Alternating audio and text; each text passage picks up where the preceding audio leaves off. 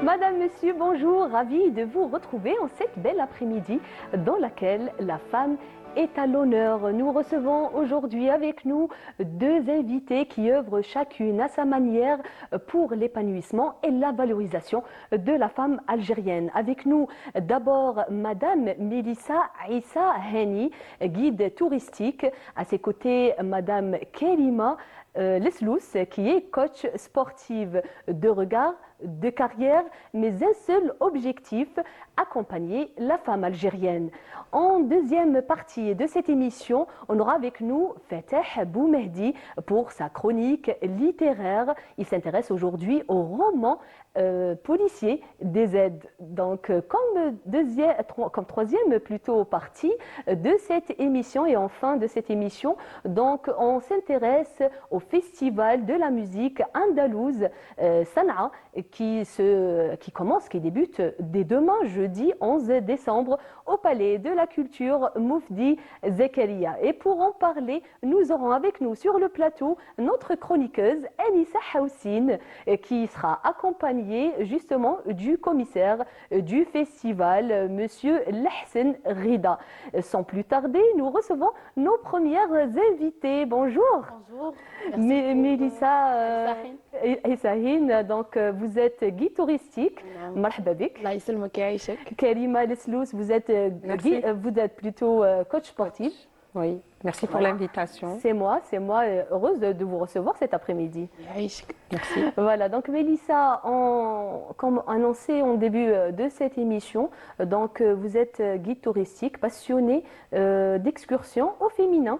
Voilà. Donc vous faites découvrir un petit peu notre patrimoine à plusieurs femmes, peut-être, même si elles sont d'Alger, mais n'ont pas eu l'occasion de visiter, par exemple, la Casbah. Oui. Il y a plusieurs femmes اللي يجوني من Alger pour visiter la Casbah, surtout pour préserver le patrimoine algérien. Oui. Voilà. Donc, je suis spécialisée, ou là, je suis un guide touristique spécialisé pour les femmes. Donc, pour surtout, باش نمد له confiance هذاك المرأة. Parce que d'habitude, المرأة toujours تبقى في الدار ou quoi, وما تحبش تخرج. Alors, j'ai préféré باش نكون spécialisée ولا باش نكون unique في التوريزم mais درت pour femmes. Exact. D'ailleurs, on vous connaît à travers la Casbah, justement. On dit Mélissa, qui dit Mélissa, dit sortie au féminin pour la Casbah, n'est-ce pas? Donc, quelle est justement votre contribution, Mélissa, justement dans le développement de la femme? On sait très bien, comme vous venez de le dire, la femme essaye de sortir et c'est pas toujours évident d'être accompagnée. Parfois, il faut savoir, si on est femme au foyer, parfois on est isolé chez soi, donc on n'a pas beaucoup de copines. Et à travers vos sorties, ça lui permet de tisser des liens. Voilà, exactement. De se faire des amis. Et voilà, donc les sorties entre femmes, on peut dire, يعاونوا pour des connaissances. Soit le côté تاع تجي باش تحوسي en même temps tu gardes le contact تاع الناس. Genre ما تبقايش toujours seule ولا. Donc on peut dire que les sorties هذوما entre femmes ils développent la femme. Soit من le côté culturel ولا يخليها toujours كيما نقولوا instruite. Voilà. C'est vrai. Donc, Mélissa, il y a aussi cet aspect du patrimoine, préserver notre patrimoine. À travers vos sorties, vous faites découvrir notre patrimoine, donc certains lieux touristiques, comme vous avez dit tout à l'heure dans les coulisses. Donc, à Tipaza, par exemple, il y a ces ruines romaines. Ici à Alger, il y a la Casbah, mais pas que. Il y a d'autres lieux touristiques. Par exemple, on trouve à la Casbah plusieurs palais, plusieurs musées. Tout à fait.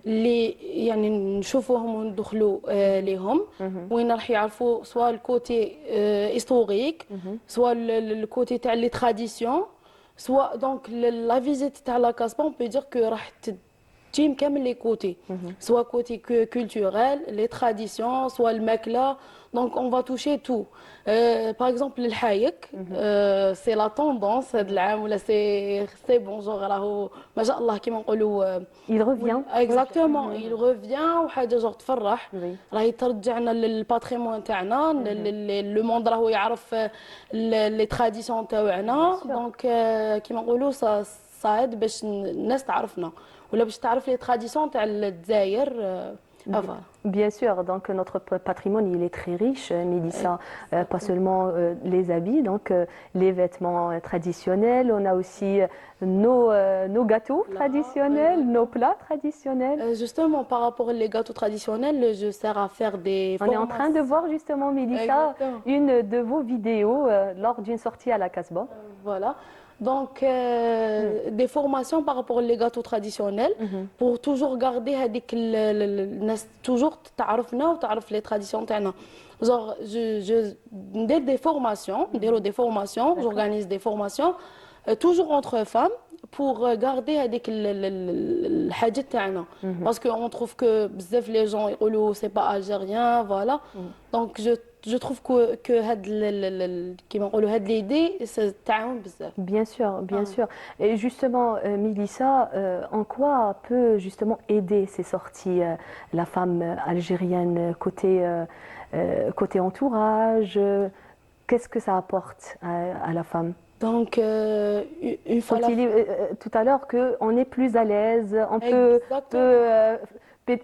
faire des, c'est-à-dire autre femme, on est plus à l'aise qu'un groupe mixte par exemple. Exactement. Donc كي تكوني ميكس اوتوماتيكمون راح تكوني مالا لازم ما تقدريش تهضري بالك واش تحبي ولا باغ اكزومبل بزاف يقولوا لي لو كان رانا مع لي زوم لا اون سرا ميكس راح يقول لك ما تطوليش ما تلبسيش باغ كونطخ كي نكونوا اونتر فام الاخرى كل وحده تفهم الاخرى وكل وحده دير كيما راهي اله جونغ نكونوا دون ان ليو ديجا كيما نقولوا à l'aise, respectueux, voilà. Donc, d'accord. Très bien. Donc, on a justement ce patrimoine. Donc, la femme, ça vous parle, Madame Karima? Ah oui. Oui. Donc, vous coachez des femmes? Oui, déjà, en fait, ça fait des années. Hein, j'ai commencé avec la femme. Au tout début, c'était de la rééducation, parce qu'à la base, je suis kinésithérapeute. D'accord. Et après, je voyais que pour compléter ma profession, il fallait que j'aille un peu vers le coaching sportif. Beaucoup de femmes qui venaient me voir pour la perte de poids. Donc, des femmes qui étaient en surpoids et tout, qui venaient et qui cherchaient à perdre du poids, à leur bien-être, pour la remise en forme. Et c'est de là que je me suis mise à faire du coaching pour la femme. Donc, on voit que les femmes prennent de plus en plus soin d'elles, Madame Karima. De nos jours, oui, oui. Franchement, surtout en postpartum, dès qu'elle accouche, elle reste quelques mois à la maison. Cette prise de poids après la grossesse. Ah oui, donc tout de suite après, elle veut perdre ce poids et elle veut se remettre en fait dans le sport et dans l'activité. L'activité physique, elle apporte pas seulement un bien-être physique, mais aussi mental. Oui, mental aussi. J'ai beaucoup de femmes justement qui font en fait du sport et tout, et on voit le changement à la maison. Et beaucoup d'enfants disent, ou le mari, il dit à sa femme, tu as beaucoup changé quand tu as commencé à faire du sport. Et des fois, quand elle est un peu énervée ou stressée, il dit, cette semaine, tu n'es pas allé faire ton sport. Donc, voilà, on le sent à travers son comportement, oui. En fait, l'activité physique, c'est une hormone de bien-être et de bonheur. Donc, il y a beaucoup d'hormones qui sont activées, et pour le corps et pour le mental.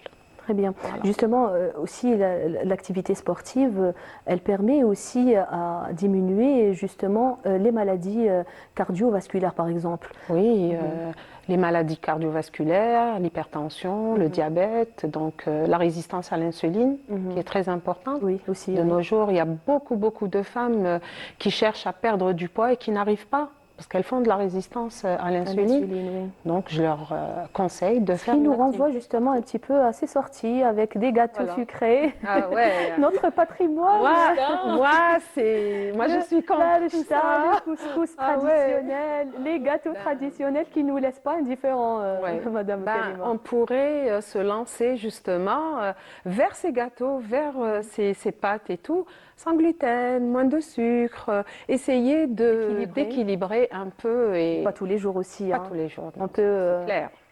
Mais en faisant une activité sportive pour brûler un peu ce qu'on consomme, je pense que oui, alors justement, on y revient.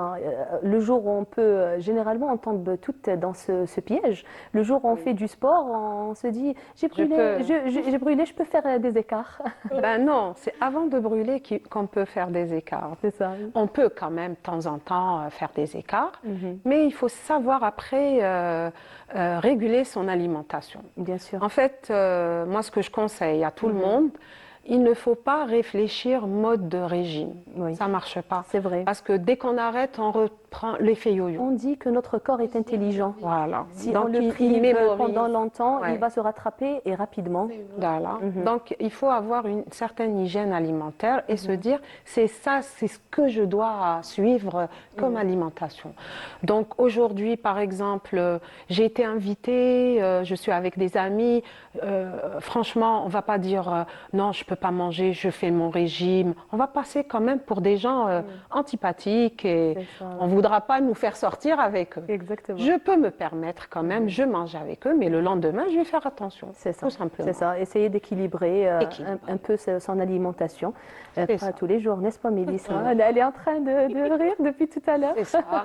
Et après, dans l'alimentation, moi, je vois les gens, ils disent que non, je fais très attention à mon alimentation et tout. Beaucoup de femmes le font, mais elles mangent beaucoup de fruits. Oui, c'est pareil. C'est du sucre aussi. Le fruit, c'est du fructose. Et donc, c'est comme si on mangeait des gâteaux ou bien à longueur de C'est vrai journée. que certains fruits contiennent un taux de sucre très élevé. Très élevé. Donc, Comme, je comme par préfère exemple la banane. Oui. banane, date, Le- même l'orange aussi. l'orange Si on aussi. mange 2-3 oranges Par jour, oui, c'est beaucoup. C'est énorme. Et si on Alors, presse de alors les l'oranger, fruits de la saison estivale, Estivale. c'est encore C'est- pire. voilà. Alors On la peut se pastèque, la nectarine. C'est ça, un fruit par jour. On ne peut pas quand même demander aux personnes de ne plus manger de fruits, non. Bien sûr. Un fruit. Un fruit. Et Généralement la matinée. pas spécialement, Pas spécialement. non, pas spécial. Il ne faut pas commencer sa journée avec un fruit. Là, vous D'accord. avez le pic d'insuline qui va... Non, non. On commence sa journée par quelque chose de salé, des œufs, du fromage, une salade. Il faut quand même essayer de changer un peu. D'accord. Quand même, on peut se permettre de manger du fromage et des œufs tous les jours. De temps en temps, maléche, on peut se changer. Et vers 10 heures, on peut manger un fruit. Et fin de journée, 16 heures maximum. D'accord. D'accord, pas la nuit. Jamais la nuit. Jamais la nuit. Et ça remplace pas le repas Le du repas soir. aussi. Ouais. Lors de la première partie de cette émission, on parlait justement de la valorisation et l'épanouissement de la femme algérienne. Et avec nous, justement, une coach sportive et une guide touristique. Rebonjour. On parlait, Karima, avec vous, lors de la première partie donc, de cette émission, de l'équilibrage alimentaire pour les femmes. Est-ce qu'il y a aujourd'hui quelques recettes notamment pour les femmes qui travaillent, qui n'ont pas beaucoup de temps, des recettes assez faciles à faire et prendre avec pour essayer un peu de respecter ce régime alimentaire. Oui, par exemple, en fait, il ne faut pas vraiment être strict dans son alimentation parce qu'il y a des jours où on va quand même faire des écarts. Il faut se dire, c'est bien de faire une salade, soupe le soir, grillade. Donc tout ça, ça vient agrémenter une bonne alimentation quand même, un bon repas familial. Il faut aussi habituer les enfants à manger des soupes le soir. Oui. C'est très très nutritif, il y a beaucoup de légumes dedans. Exactement. Et leur apprendre aussi à manger des légumes parce que les enfants de nos jours ne mangent pas de légumes. Et donc une bonne salade aussi, qui est très importante. Donc mettre salade verte, concombre, tomate, du fromage dedans, avec une bonne grillade, du poulet. Moi, je conseille toujours le poulet. Moins de gras. Moins de viande. D'accord. Moins de viande rouge. De temps en temps, ben, une fois, 2 fois par semaine, des pâtes, pourquoi pas. Du riz aussi. Oui. Donc, on peut faire varier. du riz pour 2 jours. D'accord. Des pâtes aussi, pareil. Donc, déjà là, on a 4 jours passés et avec diversifié avec des salades et tout, et ça passe. Exactement. Diminuer le pain. C'est ça. Diminuer. Les Algériens mangent beaucoup de pain. C'est vrai. Diminuer le pain. Si c'est pas le pain, c'est Les boissons gazeuses aussi, elles sont à table de nos jours. Oui. Moi, je me rappelle, quand on était jeune, on avait des boissons gazeuses quand on recevait. Aujourd'hui, c'est midi et soir.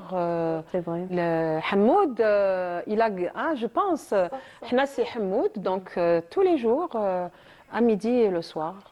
Les enfants ne mangent pas. En tout cas, il y a ce retour justement vers le healthy à travers les réseaux sociaux. On en voit beaucoup d'influenceurs qui font la promotion de cette alimentation équilibrée, healthy. Il y a même de la pâtisserie healthy aujourd'hui. Est-ce que c'est un piège ou est-ce que c'est vraiment du healthy? Écoutez, si vous trouvez vraiment les gens qui font des gâteaux sans sucre, donc ajoutés. Ils peuvent peut-être mettre du miel, parce que même la stevia et tout ce qui s'ensuit, c'est du sucre. Donc, c'est pas bon pour la santé. D'accord. Et donc, si réellement on trouve ce genre de gâteau, oui, pourquoi pas. Mais c'est rare.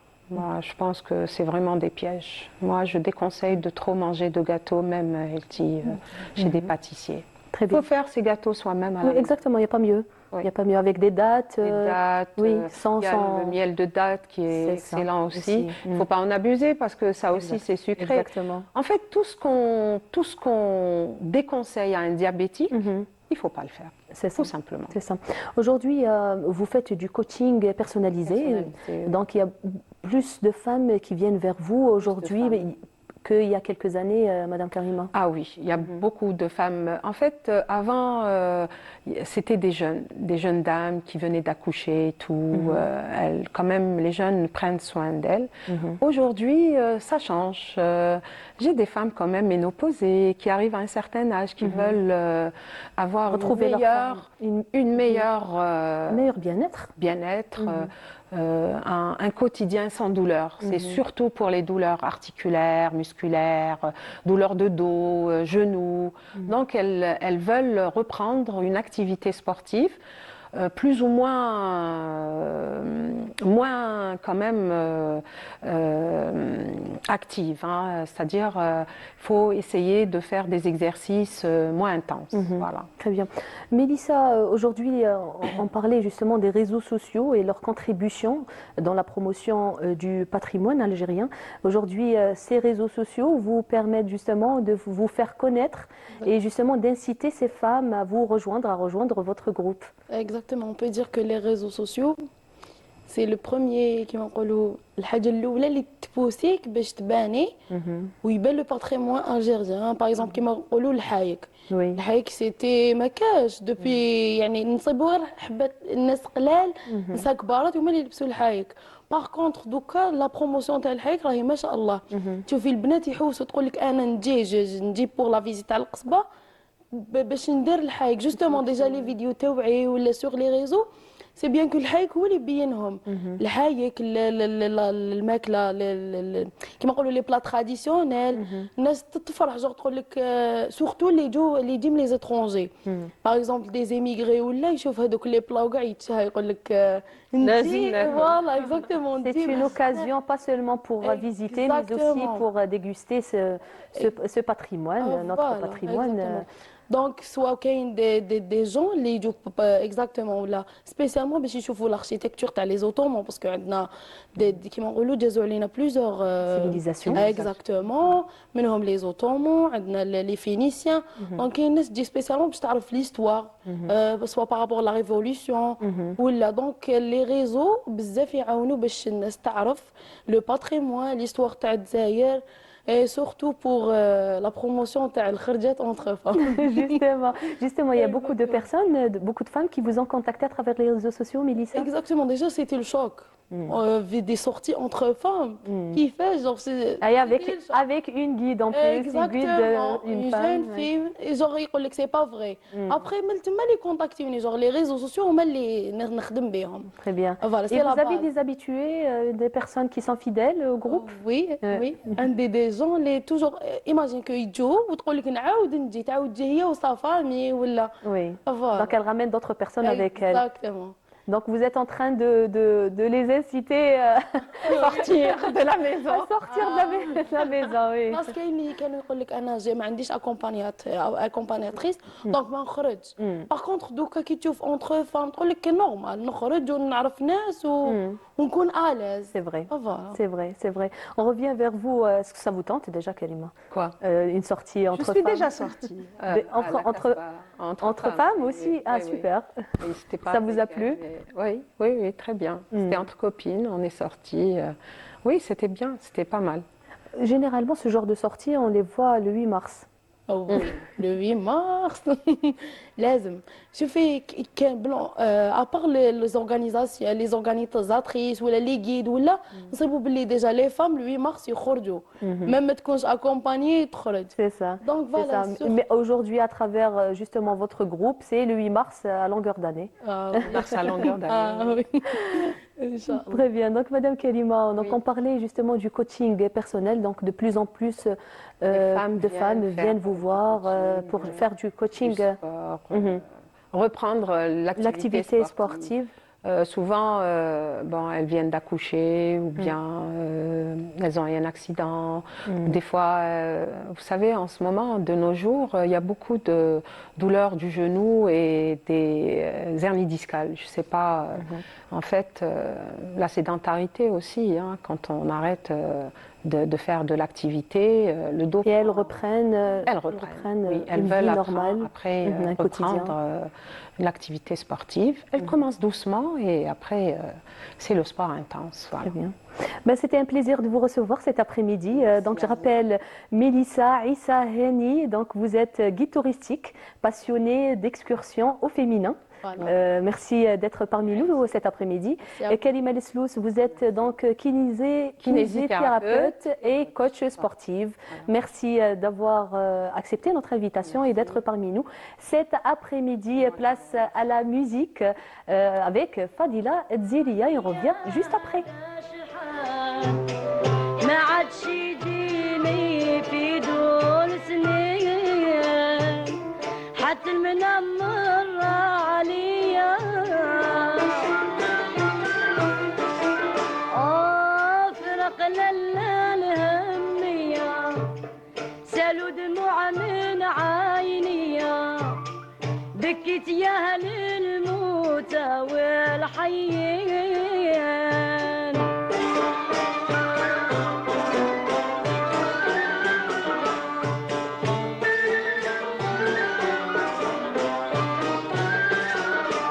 بكيت الحجر ولا أرض العطشان وجميع ما خلق رب العالمين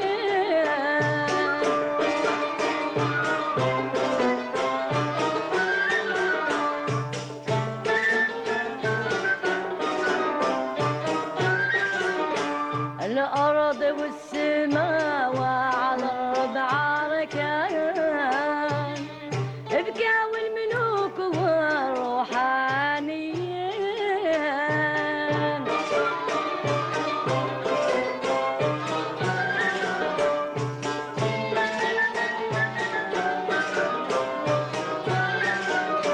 على فراق وانتي دبلت العيان منها مرضك ياتي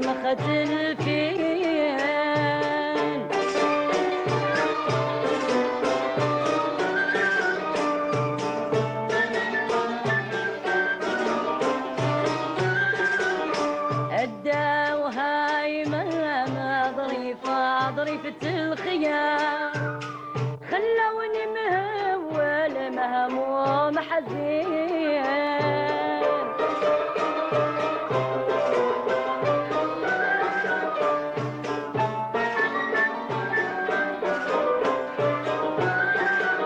قالوا كان جاتني بالفدوان اعطي المال مالي ومال بويا ونزيد الدين لو كان بالدراع يا فهما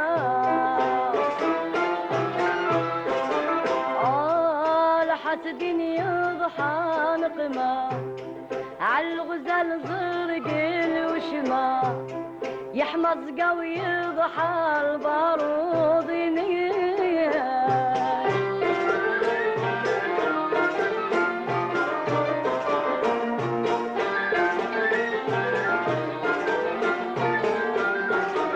عايدة غلبت نديها مسبغة النيام النكد العدا واللي حاسدين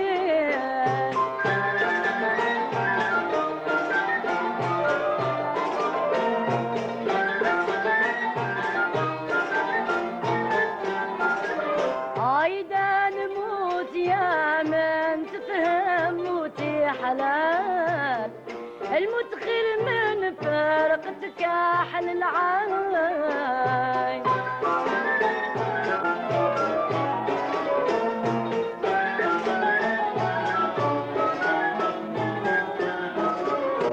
يا رافع السماء يا عالم C'était donc Fadila Dziria avec cette belle chanson algéroise. Et toujours dans la culture, avec nous sur le plateau, Fatah Boumehdi. Bonjour Fatah. Bonjour Hasna. Bienvenue parmi nous Fatah. Merci beaucoup. Avec plaisir. Aïchek. Alors, dans ta rubrique littéraire aujourd'hui, tu t'intéresses à un roman policier très peu répandu dans la littérature algérienne. Exactement, c'est un genre qui n'est pas très répandu dans la littérature algérienne, c'est ce qu'il faut savoir. Mais aussi c'est un auteur, un jeune auteur, et qui débute, et c'est son premier roman. Exact, exact. Donc, Marée Basse, exact, le premier roman De Hadi Benazi, paru aux éditions d'Alimani. En tout cas, Benazi est un profil très intéressant. Absolument. Un peu qui fait un peu de tout. D'ailleurs, on Pas découvre seulement ça à travers son l'écriture, livre. oui. On découvre ça à travers le livre. Effectivement, donc oui. ce roman-là mêle plusieurs dimensions, donc entre crime, mystère, mais aussi une plongée dans une histoire avec des conséquences qui dépassent le simple fait divers. D'accord. Quelles sont les grandes lignes, Fatah, de ce roman? Alors, les grandes lignes, donc le protagoniste ou le personnage principal s'appelle Walid, un avocat au passé assez trouble, diplômé à l'étranger et qui pensait mener une vie assez confortable, mais un drame ancien lié à la mort d'une femme qu'il aimait le hante et de retour en Algérie. Plus précisément dans le sud, à Tamanrasset, Walid est témoin d'un crime horrible. Ce meurtre déclenche chez lui une enquête motivée par la recherche de la vérité. Et donc le roman mêle thriller contemporain, enquête, voyage surtout, qui révèle comment des blessures d'une ancienne vie peuvent ressurgir et contaminer le présent. Voilà. Et puis Walid, le personnage principal, c'est un avocat protagoniste, brillant, cosmopolite, mais marqué par justement un passé assez sombre et des remords. Et c'est lui qui mène sa propre enquête. Justement, qu'est-ce qui a poussé à nous attacher au personnage de ce roman? Donc il y a Walid, il y a aussi des personnages secondaires multiples, des témoins. Et Hadib Benazi, l'auteur, construit des personnages nuancés, porteurs de contradictions, de souffrances, d'ambivalence.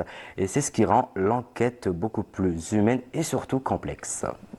Et, Fatah, justement, est-ce que ce crime aide le personnage à faire la paix avec lui-même? Donc pour Walid, l'enquête n'est pas seulement judiciaire, c'est une quête intérieure, une tentative de réparation de soi. Et ce mélange rend l'histoire riche, pleine de rebondissements, mais aussi lourde de sens. Donc c'est un pari, on pourrait dire que c'est un pari assez ambitieux de l'auteur pour un premier roman. Voilà. Justement, qu'est-ce qui, Fatah, vous a poussé à s'intéresser à ce roman aujourd'hui? Alors pourquoi Marée Basse mérite d'être lue? Justement. pourquoi? C'est tout simplement parce qu'il combine enquête et dimension psychologique, et j'adore la psychologie. D'accord. Une rareté aussi dans la littérature algérienne contemporaine, parce que le personnage principal, donc Walid l'avocat, il est avocat, donc il rend l'histoire beaucoup plus humaine et imparfaite, et ça la rend aussi crédible, parce que le rythme, les voyages, donc on découvre le sud, Alger, Tamanrasset, la culture, le patrimoine, et aussi le suspense, c'est ce qui fait tout ça, de ce roman plutôt un véritable thriller, tout en nous incitant à réfléchir et à découvrir cette enquête. Et tout simplement aussi parce que le premier roman d'Adi Benazi montre une ambition littéraire forte et un talent absolument à découvrir, donc c'est un roman à découvrir. D'accord. Il y a eu après Marée Basse un deuxième roman justement de Benazi. Et effectivement, Au fil de la nuit aux éditions Bazar. D'accord, d'accord. Aujourd'hui, donc, vous nous faites un peu découvrir ce genre de roman que personnellement, je ne savais pas que ça existait. Donc, des thrillers à l'algérienne. Ça nous rappelle un peu les petits meurtres d'Agatha Christie, C'est ça. mais version algérienne. Et c'est ce qui nous captive. En plus, le plus En mode DZ. Voilà, des aides. Et le plus important, c'est que les histoires se déroulent ici en Algérie, avec la décoration, les intérieurs, donc la description un peu des lieux, des maisons, des personnages aussi. Il y a certains dialogues avec le langage d'Afja algérien. Donc, en plus, oui. Voilà, c'est ce qui fait vraiment un roman, ça un nous thriller. plonge un petit peu dans notre réalité. Une réalité, et ça existe, oui. ça existe, ça fait peur. Ça fait peur, bien sûr. Mais certains adorent ça. On adore aussi l'intrigue. Exactement ça. Donc l'auteur, il répond un petit peu justement à cette demande. Effectivement, en fait, il régale un peu les lecteurs qui ont soif de romans policiers, de thrillers, qui ont de l'habitude suspense, justement de d'acheter d'autres romans étrangers. Aujourd'hui, il présente, on a des thrillers algériens. Un thriller algérien, exactement. Oui, exactement. Voilà. Ben, merci beaucoup, Fatah. Merci à vous. Merci justement. Donc, on le voit donc. Marée Basse, paru aux éditions Daliman. Daliman. Très bien, merci beaucoup Fatah. À la prochaine. À la prochaine. Aujourd'hui, donc après cette belle pause littéraire, je vous invite justement à voir ce reportage de Linda Teboul. On revient juste après. Ce vendredi soir, l'opéra d'Alger Boualem Sayah a vibré au rythme des grandes voix de l'opéra italien. Dès l'ouverture des portes, le public afflue.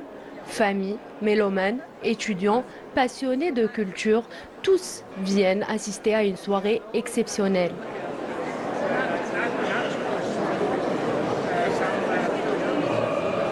Dans la salle, l'ambiance est calme, élégante. Les spectateurs s'installent, prennent des photos, échangent quelques mots avant que les lumières ne s'éteignent progressivement.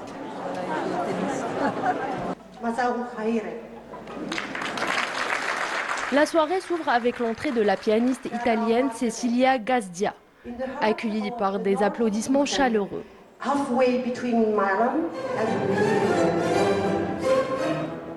Avant le début du concert, une courte vidéo projetée sur scène présente la ville de Vérone et le lien culturel entre l'Italie et l'Algérie, rappelant la collaboration avec la fondation Arena di Verona.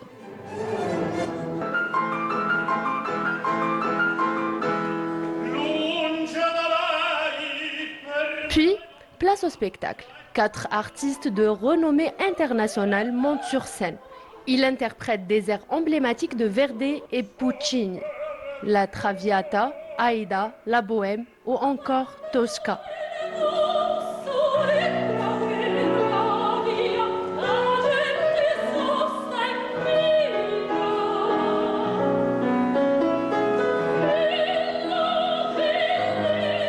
Le public écoute en silence, parfois ému, parfois surpris par la puissance des voix et la finesse du jeu musical.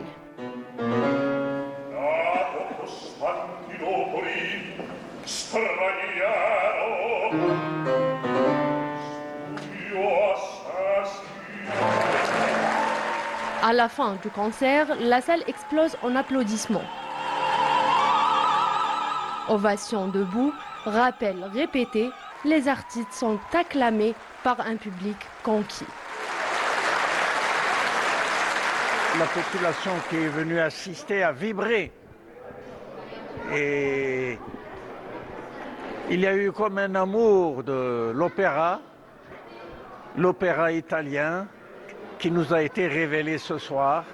Merci à tous les organisateurs. C'était sympathique.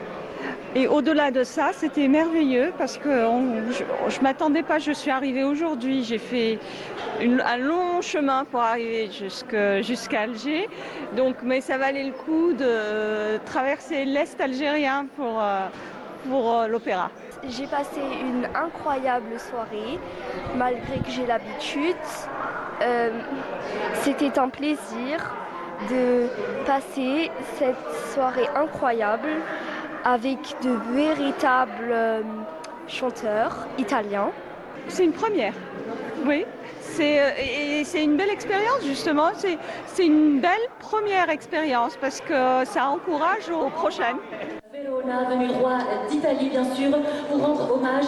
On va commencer tout de suite bien sûr. Les organisateurs, visiblement touchés par le succès, confient leur surprise face à l'affluence et leur volonté de renouveler l'expérience. Pour eux, cette soirée marque une étape importante dans la coopération culturelle entre l'Algérie et l'Italie. Pour nous, les avoir ici à Alger ce soir, c'était une occasion vraiment spéciale. Nous savons combien nos amis algériens ont un amour spécial pour la culture italienne et donc nous sommes très heureux de leur avoir donné l'opportunité ici d'avoir un avant-goût de la saison estivale de la Fondation de la Reine de Vérone. Pour nous, c'est une page importante aussi de la coopération entre l'Italie et l'Algérie, de notre amitié. L'accueil du public et la réponse du public était exceptionnelle. On était tous ravis de voir aussi la vente de billets qui a été si rapide. Tout le monde donc le public nous a montré qu'il était très intéressé et a participé, a aussi, en dépit de la connaissance de la barrière linguistique, ils ont tout de suite compris la musique et les jeux des chanteurs et des chanteuses. Donc la réponse exceptionnelle du public algérien nous donne encore plus d'énergie pour entamer de nouveaux projets, et toujours en collaboration avec le ministère de la Culture et des Arts et avec l'Opéra d'Alger. Une soirée d'art, d'émotion et de partage qui confirme une nouvelle fois que l'Opéra d'Alger est devenu un véritable pont entre les cultures. Effectivement, l'Opéra d'Alger est devenu un véritable pont à travers les cultures, à travers cette soirée de l'opéra italien. N'est-ce pas, Anissa, qui vient, vous venez de nous rejoindre justement? Oui. Bonjour. Ça va, vous allez bien? Alhamdulillah. Vous y étiez? Oui, c'était magnifique. Franchement, c'était une très très belle soirée. C'était vraiment plein au niveau de l'Opéra d'Alger. Il y avait vraiment du bon monde, des connaisseurs de la chanson. Et c'était magniquement. Franchement, c'était un moment ébloui. On était tous éblouis par rapport à l'orchestre italien. Le sera aussi à travers votre invité aujourd'hui qui vient, voilà, donc vous venez pas seul aujourd'hui. Non, comme toujours. Vous êtes accompagné donc de monsieur Rida Ahmed. Ah, voilà, donc vous êtes commissaire du festival de la chanson andalouse. Bonjour. Oui. Bonjour, bienvenue à vous. Bonjour, bonjour aux téléspectateurs de Canal Algérie. Merci. Donc, il est très content de venir avec nous. Alors, c'est aussi le directeur du Palais de la Culture, Moufdi Zakaria, et le commissaire du festival de la 11e édition du Festival national de la musique Andalo, Sanaa. J'ai aimé, Monsieur Rida, le slogan que vous avez, Sanaa yizhou al-watr ma'a man hadara. Ça veut dire la mélodie s'illumine avec ceux qui sont présents. On est resté dans les airs de la Sanaa. Donc le festival culturel national de la musique à Sanaa, c'est un festival qui a débuté en 2007. Oui. Donc après... On est en train justement de voir l'affiche. Oui. Voilà, après 10 éditions, il s'est arrêté pendant 8 ans. Cette année, il y a eu une volonté extraordinaire du ministère de la Culture et des Arts à leur tête, Madame la ministre. De relancer ce festival et d'autres festivals. D'autres événements. Voilà. Donc, elle a tenu à ce qu'on organise la 11e édition avant la fin d'année. Voilà. Moi, je voulais... Pour terminer l'année en beauté. Oui, terminer l'année en beauté avec une date qui est mythique. Alors, ma question, c'est, j'aimerais bien savoir qu'est-ce qui représente pour vous la reprise de ce festival, surtout après 8 ans d'absence. D'absence, oui.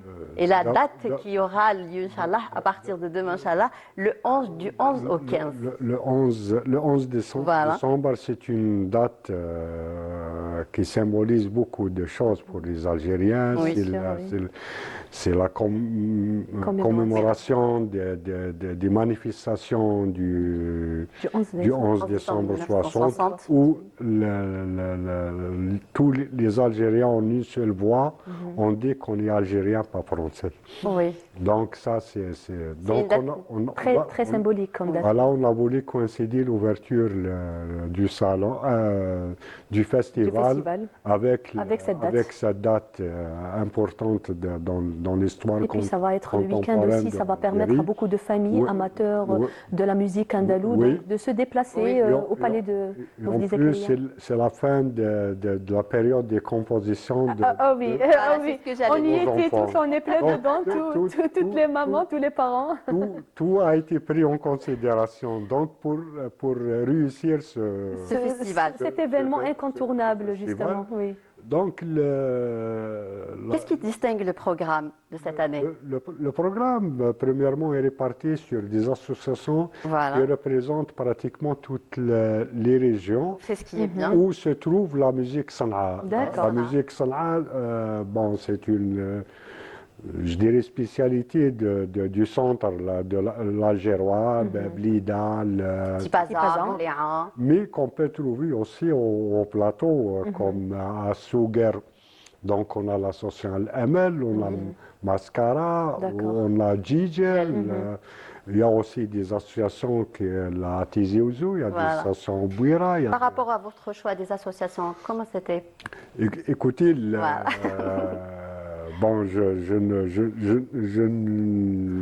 je ne jette pas la responsabilité sur les autres. Donc, j'ai pris le terrain un peu en marche. Il y a une équipe qui a commencé le travail avant vous. Le travail. Une fois nommé commissaire, donc j'ai voulu savoir si les associations programmées ont été contactés et informés de leur participation. Ils m'ont dit oui. J'ai dit ne touchez à rien.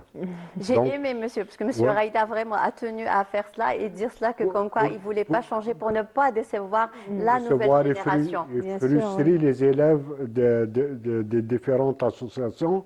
La nouvelle génération. Que je préfère appeler au lieu d'association école. Parce que c'est des écoles qui forment des générations de... Et il y a la relève, il y a de la relève, monsieur Rida? Il y a un travail extraordinaire qui se fait au niveau de ces associations. Il y a des jeunes. Des jeunes et des femmes, voilà. Il y a au niveau de chaque association, on trouve 2, 3, 4 classes de différentes générations.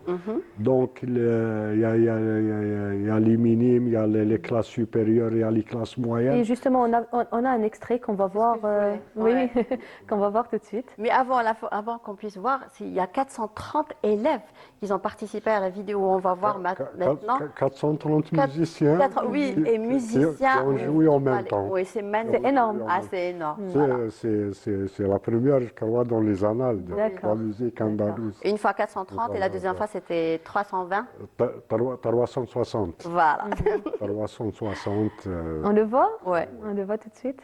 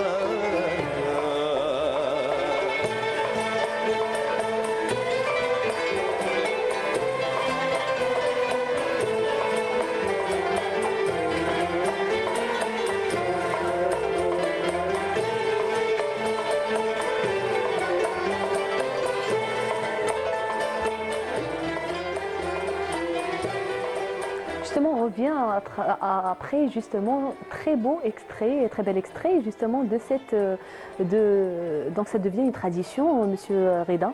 Chaque 5 juillet. Chaque 5 juillet, la veille du 5 juillet. La nuit du 4 au 5. Oui. Toutes les associations se rencontrent au Palais de la Culture pour fêter l'indépendance avec les familles. Oui, c'est ouvert au grand public chaque année. C'est ouvert. Et c'est gratuit. Il faut préciser cela. C'est gratuit. C'est notre manière de fêter. L'indépendance de notre pays. Une musique savante et qui nous appartient. Bien sûr. Je voulais vous poser une question, Monsieur Reda, par rapport aux jeunes. Quel rôle ils ont dans ce festival et surtout le rôle du jeune et la femme?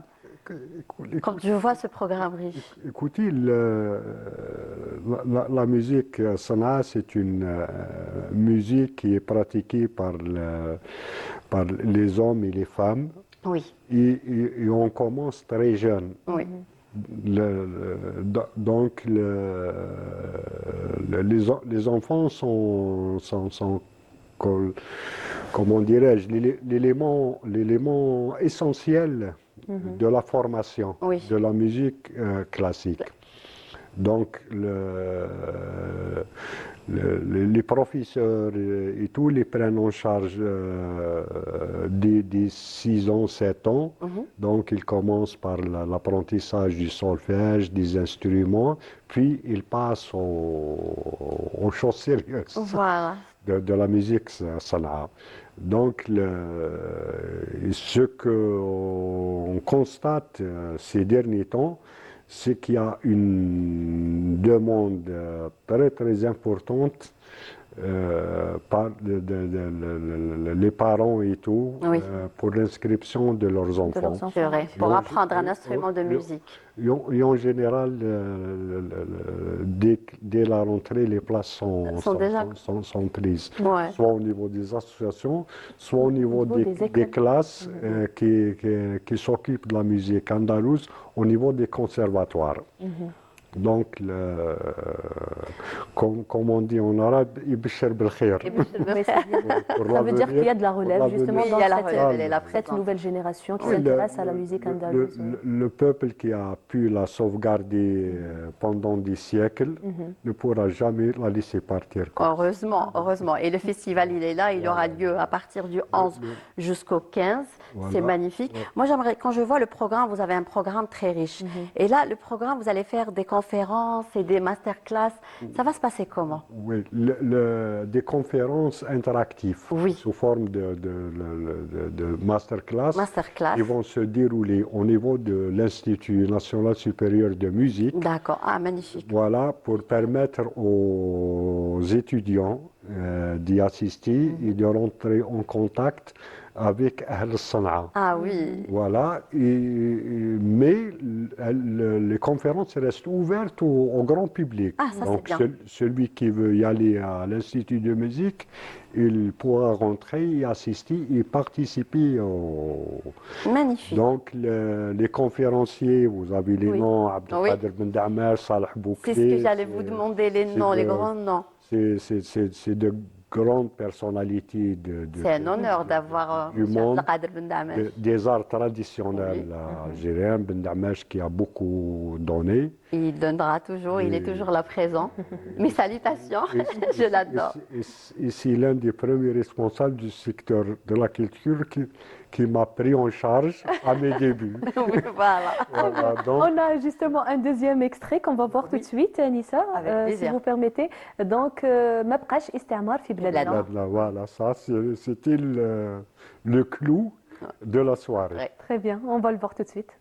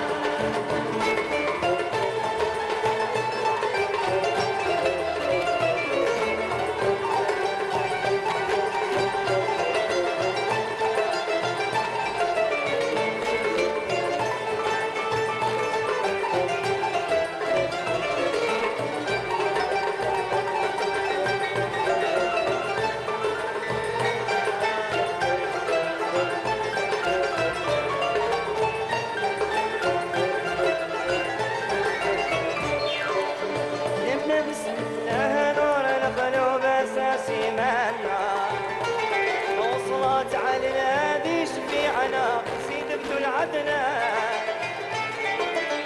الله أكبر سلاح المجاهدين سيادنا في نجمة وهنا المنورة نبدو استسعاد استشهاد مرحوم واللي عاش يبقى في الأمان اللي استشهد مرحوم واللي عاش يبقى في الأمان. Rien qu'en entend cet extrait, justement, Enissa, j'ai la chair de poule, je suis très émue. J'adore cette chanson. Moi, je chante. J'adore cette chanson. Oui.